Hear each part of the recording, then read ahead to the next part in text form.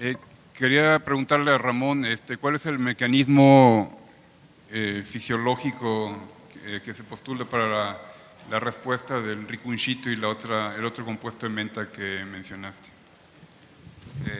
El año pasado les presenté trabajos de rinconchito,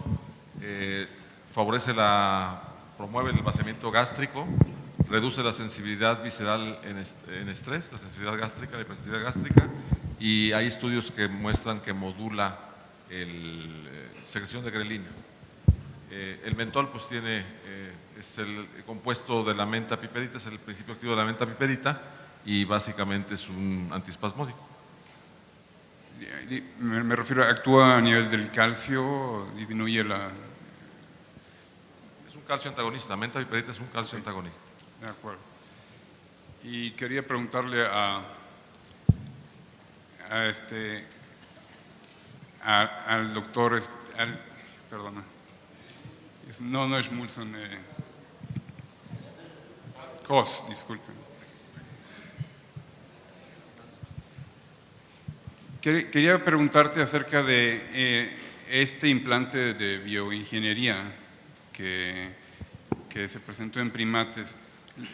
Lo que postulan los autores es que las células en el futuro de los humanos, ¿de dónde tomarían las células madre? Están tomando pueden tomarlas de duodeno, pueden tomarlas de yeyuno. Ellos refieren que también hay modelos en los que han trabajado en donde toman las células madres del mismo esfínter lesionado. Es decir, son células madre donde pueden hacer crecer el músculo y ellos comentan que de cualquier parte del tracto digestivo pueden utilizarlo para su implantación. Primero bioingeniería y después implantación. Y justamente te lo preguntaba esto porque en una plática reciente que vi de células madre mencionan que las células madre desarrollan su capacidad justamente donde se toman, y por eso se me hace más razonable que la tomen del mismo esfínter, porque es ahí donde está el medio ambiente que genera la... Sí, ellos tienen una serie de pasos, son hits que les llaman, en donde van activando estas células y las van llevando hacia el proceso que ellos la quieren llevar. Es decir, esta bioingeniería lleva al desarrollo celular desde la célula madre hasta el músculo liso, y esto lo tienen muy bien armado y lo han reproducido en todos en diferentes lugares de toma de la muestra. Ok, gracias, Enrique. Doctora, ¿quiere presentarse, por favor? Sí, claro. Buenos días. Soy la doctora Leticia Castro Ortiz, gastroenteróloga pediatra del Centro Médico La Raza.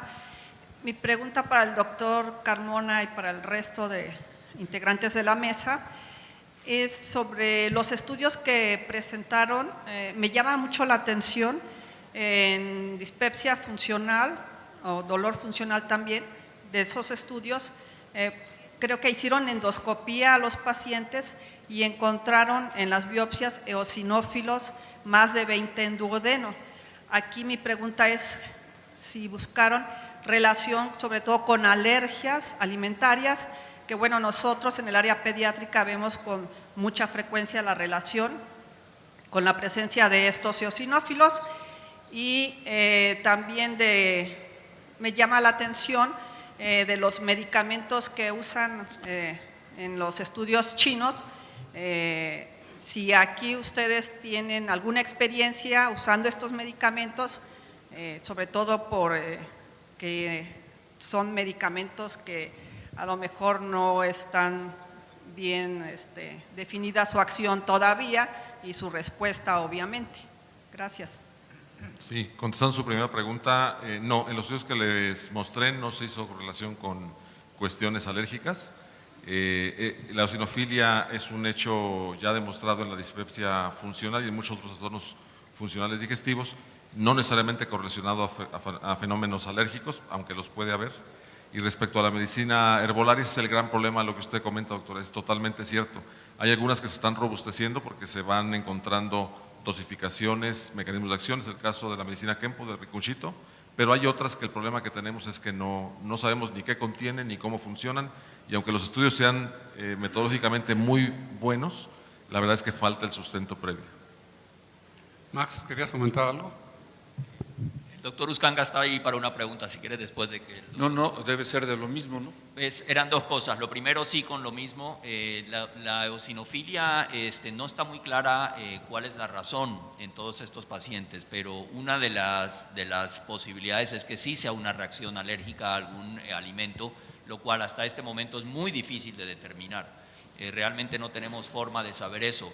De hecho, si analizamos lo que pasa con la enfermedad celíaca, la sensibilidad al gluten no celíaca, también hay ciertas alergias a proteínas del trigo que no podemos hasta este momento de ninguna forma estudiar ni determinar. Habría que hacer retos dietéticos con diferentes componentes de las proteínas del trigo diferente al gluten y eso resulta muy difícil.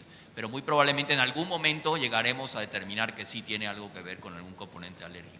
Maestro Uscanga. En la misma línea, maestro Santoyo, en la misma línea que decía el doctor Smulson, es intrigante lo que Ramón presentaba con aumento de la permeabilidad al gluten en las partes proximales del tubo digestivo. Y es intrigante porque la frecuencia de enfermedad celíaca en dispépticos no es mayor que la de la población general. Entonces hay algo que ver ahí con otros componentes del trigo y probablemente sean componentes que tienen que ver con la microbiota proximal, componentes que tienen que ver con los FODMAPs y otros alimentos que se consumen. ¿Y hay ese comino lo hay en México, aquí en la central de Abasto? Seguramente en la central de Abastos y en el drenaje profundo de la Ciudad de México. El problema es que identificarlo es difícil. No, el comino para hacer el tecito. es el comino de la pradera. Por cierto, si alguien sabe ¿Qué es eso? ¿Cuál es? Porque yo estuve buscando y no sé cuál es el nombre, digamos, local del comino de la pradera. Yo lo busqué ahorita Aceite de alcarabea. en Wikipedia, que es la mayor fuente Búsquelo de bien, información del mundo, y dice lo mismo que tú. Claro. Sí, Max. Yo quería hacer una pregunta a Enrique, porque ese grupo de pacientes que tienen incontinencia y disinergia es un grupo muy interesante al cual nos enfrentamos a veces los que hacemos este tipo de cosas y es difícil manejarlos en realidad, porque manejar un incontinente que además tiene disinergia, ¿qué hace uno primero? Pero me llamó la atención que tú dijiste que ellos encontraron que por debajo de 20 segundos la expulsión se asociaba a disinergia. Yo hubiera esperado que por debajo de 20 no fuera disinergia, tendría que ser mayor de 20 segundos, porque si ellos expulsaron todos el balón a los 25 segundos, debería ser mayor de 25. No, tienes razón, es más de 20 segundos se sugiere la disinergia en estos pacientes.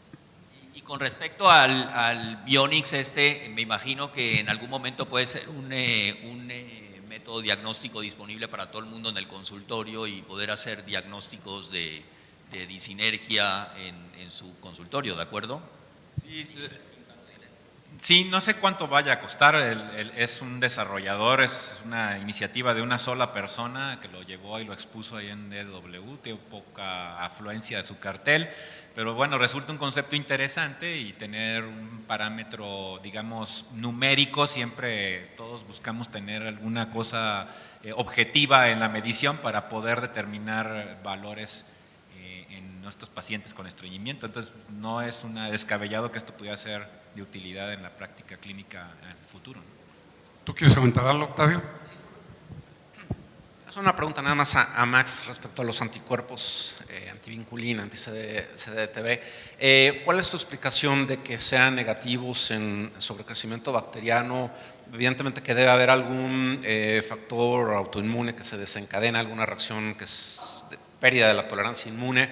Es posible que muchos de estos pacientes, no necesariamente teniendo infección por Campylobacter, desarrollen después síndrome de intestino irritable postinfeccioso y tengan anticuerpos negativos o algunos que tengan… ¿Cuál es tu explicación? Es algo evidentemente multifactorial, ¿no? Yo no lo tomaría como la última palabra porque este es un único estudio y de hecho en los que validaron la prueba en Los Ángeles sí encontraron en sobrepoblación bacteriana positividad. En los poquitos con sobrepoblación bacteriana que yo tengo también los he tenido positivos, no en todos, pero sí en un subgrupo.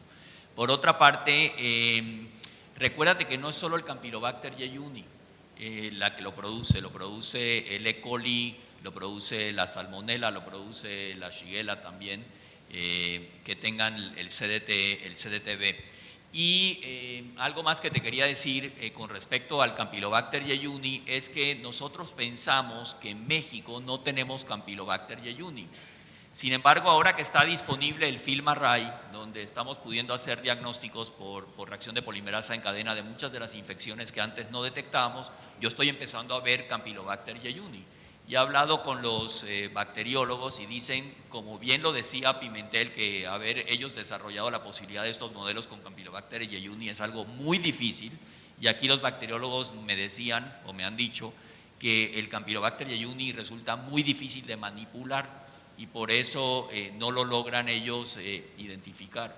Entonces, yo creo que en la medida en que estemos utilizando el FilmArray con más frecuencia, obviamente la limitante es la parte económica, son 5.600 pesos un estudio de estos, pero en 2 horas tenemos un resultado y estamos detectando una serie de cosas que antes no podíamos detectar, ¿no? Y creo que lo vamos a ver cada vez con más frecuencia. Indudablemente. Max, ya que tienes el micrófono, yo quiero hacerte una pregunta en relación con rifaximina. Tú nos presentaste algunos estudios. ¿Cuál crees tú que sea la dosis? Ya nos queda claro que las indicaciones es en síndrome de intestino irritable postinfeccioso, en intestino irritable con predominio de diarrea.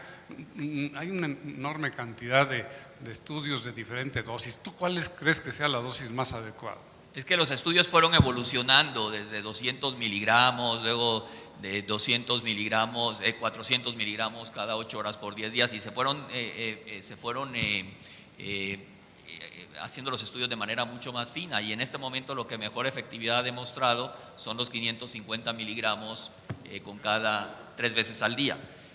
Una cosa que les puedo decir es que aparentemente es mejor tomarlo con el alimento porque parece que su penetración en las criptas es mucho mejor, entonces es muy importante. No es simplemente tomarlo cada 8 horas por 14 días, sino sí tomarlo con los alimentos. Y yo veo una excelente respuesta, es un medicamento muy seguro, por lo menos el polimorfo alfa, que es el que está estudiado. Y lo que yo creo que es muy importante es que cuando el paciente recurre, se le puede retratar. Los estudios demostraron que entre aquellos que recurrían dentro de las 18 semanas de seguimiento, la respuesta al segundo y tercer retratamiento era igual de buena, por encima del 30%. Entonces, superioridad con el placebo. Así que yo eso es lo que hago y hay pacientes que luego tardan varios meses y lo pueden volver a utilizar. Claro. Lo que creo que todavía nos hace falta son estudios de uso continuo, ¿no? Okay. Y quizás en estos pacientes se podrían utilizar dosis bajitas, 200 miligramos cada 12 horas de forma continua, ¿no? Pero por ahora lo que las evidencias nos demuestran es lo de los... Es muy interesante porque se puede reutilizar un segundo o tercer tratamiento. Así es.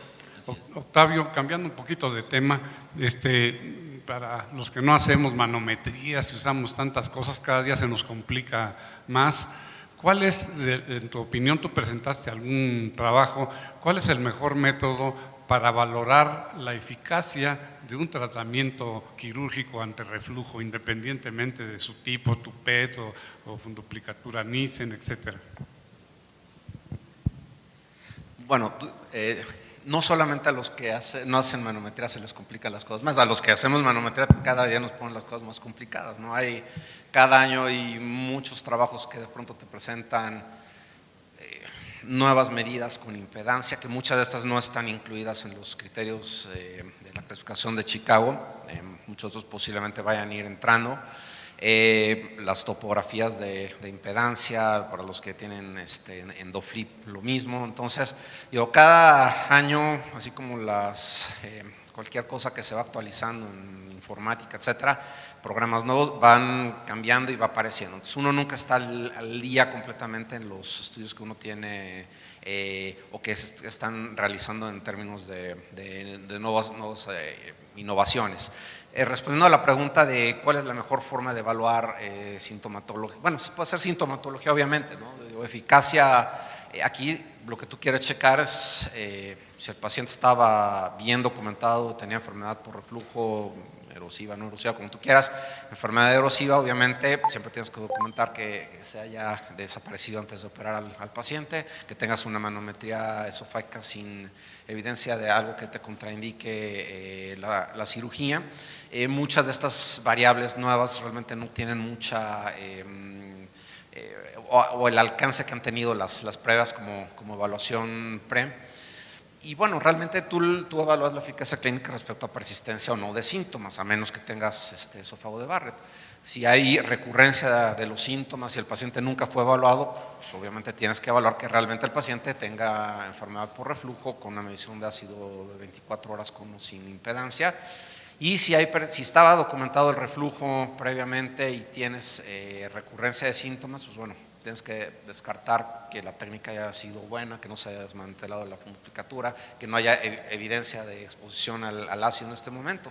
Si no hay exposición esofágica al ácido, el paciente tiene pirosis y los estudios de medición de ácido te reportan que hay pirosis funcional, por ejemplo, pues se sabe que hay algunos pacientes que pudieran haber tenido ambas condiciones, ¿no? No sé si alguien quiera comentar algo más, Ramón, Quique, nada. Bueno, por cuestiones, ya estamos en tiempo, vamos a dar por terminado este módulo, pero los queremos invitar. La aplicación del evento permite tener los datos de contacto de todos nuestros ponentes. Estoy segura que quedaron muchas preguntas en el tintero, entonces para que los puedan contactar y recibir respuesta directa.